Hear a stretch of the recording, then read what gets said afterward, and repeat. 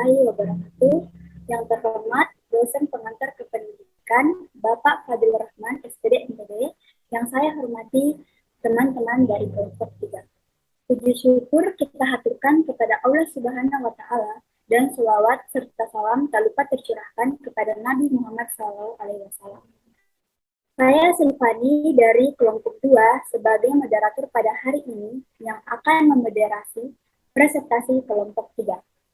Adapun materi yang akan dipaparkan yaitu materi pertama yang berjudul kaitan antara proses belajar dan proses pembelajaran, dan materi kedua dengan judul proses pendidikan paradigma lama dan paradigma baru. Nah, untuk mengetahui lebih lanjut, kita simak penjelasannya. Kepada pemateri dipersilakan. Terima kasih kepada moderator yang telah memberikan kesempatan untuk berpresentasi. Sebelum kita masuk di poin kaitan antara proses belajar dan proses pembelajaran, baiknya kita tahu dulu apa sih itu proses belajar. Nah, di sini proses belajar itu terdiri atas dua kata, yaitu proses dan belajar. Proses yang biasa kita tahu itu adalah jalannya suatu peristiwa baik dari awal hingga akhir, atau biasa kita sebut dengan tahapan perubahan. Kemudian belajar adalah upaya kita itu supaya bisa mengetahui suatu ilmu atau keterampilan tertentu. Nah, bisa kita artikan di sini proses belajar itu sebagai tahapan perubahan perilaku kognitif, efektif, dan psikomotor yang terjadi dalam diri siswa.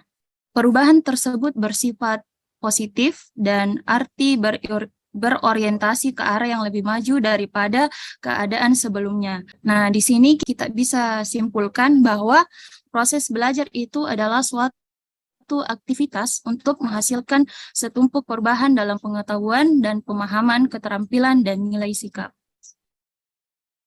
Apa itu proses pembelajaran? Nah, menurut KBBI tersendiri, proses pembelajaran atau yang dikenal juga dengan proses belajar mengajar adalah suatu proses yang menyampaikan ilmu pengetahuan secara timbal balik di lingkungan sekolah dan sebagainya. Menurut Salamios tersendiri, dalam proses belajar dan mengajar, guru mempunyai banyak tugas, di mana guru mempunyai tugas untuk mendorong, memfasilitasi, di mana guru berperan penting dalam proses pembelajaran. Dalam proses pembelajaran tersendiri, guru atau pendidik sebagai fasilitator yang mempunyai tanggung jawab yang sangat besar dalam proses pembelajaran tersebut. Maka dari proses pembelajaran itu kita bisa menyimpulkan bahwasanya proses pembelajaran atau proses belajar mengajar antara guru dan siswa adalah dasar hubungan timbal balik, di mana interaksi antara siswa dan guru merupakan syarat yang paling utama supaya pembelajaran itu berlangsung. Nah, kemudian apa sih perbedaan proses belajar dan proses pembelajaran? Nah, ada banyak sekali perbedaan antara proses belajar dan proses pembelajaran. Di antaranya adalah proses pembelajaran yang membutuhkan seorang guru, sedangkan dalam proses belajar bisa secara mandiri. Maksudnya di sini secara mandiri, yaitu mencari informasi atau materi tanpa ada arahan dari seorang guru, secara inisiatif sendiri. Nah, kemudian adalah proses pembelajaran memerlukan interaksi antara guru dan murid, sedangkan pada proses belajar boleh tanpa interaksi. Kemudian proses pembelajaran berorientasi pada perubahan awal dan akhir. Nah, sedangkan pada proses pembelajaran berorientasi pada pengembangan dan sasaran belajar. Kemudian kaitan antara proses belajar dan proses pembelajaran. Proses belajar dan proses pembelajaran merupakan dua hal yang saling berkaitan. Proses belajar terjadi di dalam proses pembelajaran, yaitu ketika guru memberikan sebuah materi atau bahan ajar, maka peserta didik yang menerima dan mempelajarinya secara tidak langsung akan mengalami sebuah proses belajar.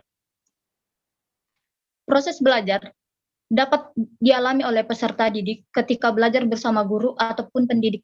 Jika tak ada guru, maka proses pembelajaran tidak dapat terjadi. Namun, proses belajar tetap dapat terjadi dimanapun dan kapanpun, karena seorang peserta didik dapat belajar melalui literatur yang ada. dengan kesimpulan yang dapat kita ambil yaitu proses belajar merupakan bagian dari proses pembelajaran itu sendiri.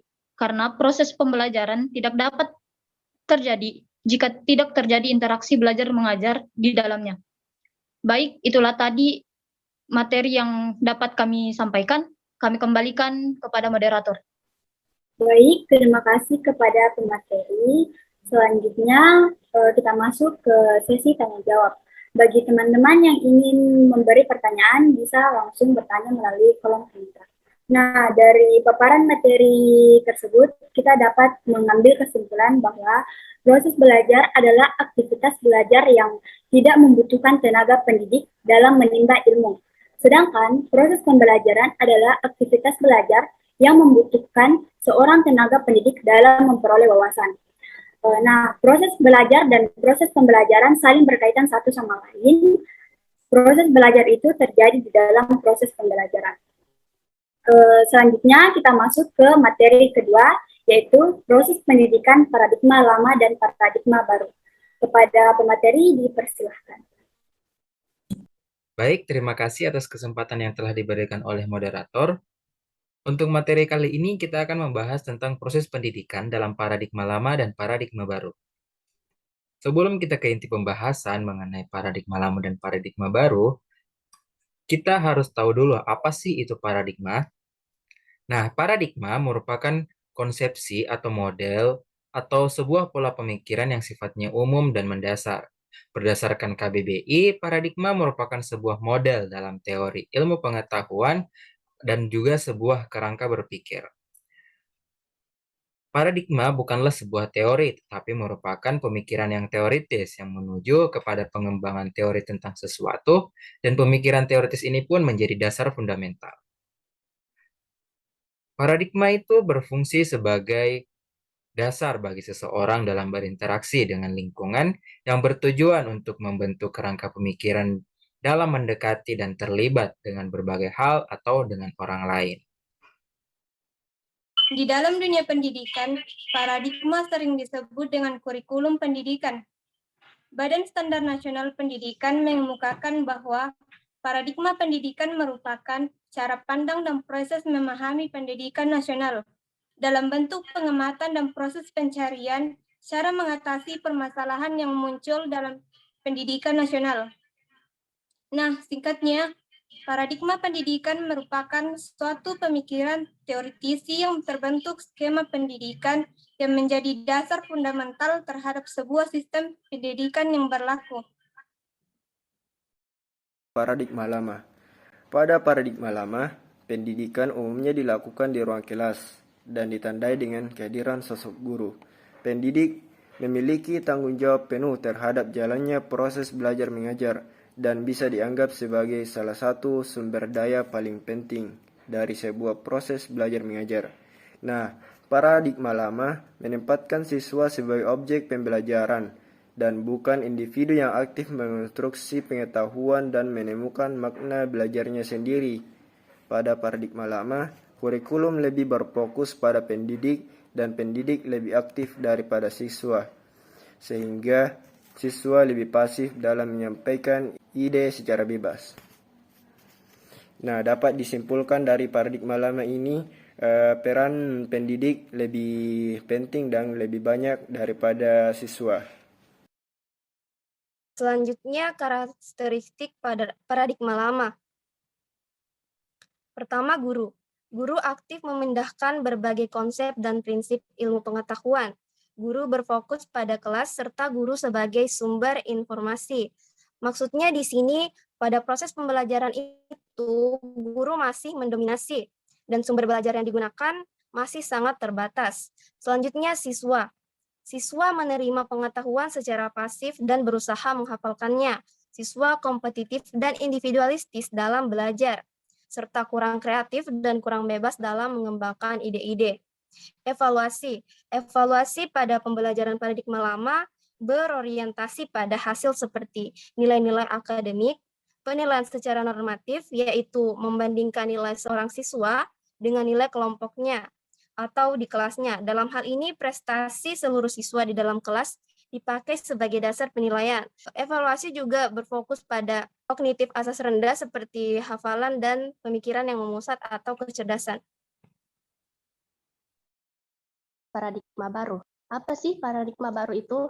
Paradigma baru merupakan pembelajaran yang berorientasi pada penguatan karakter dan pengembangan karakter yang sesuai dengan nilai-nilai Pancasila.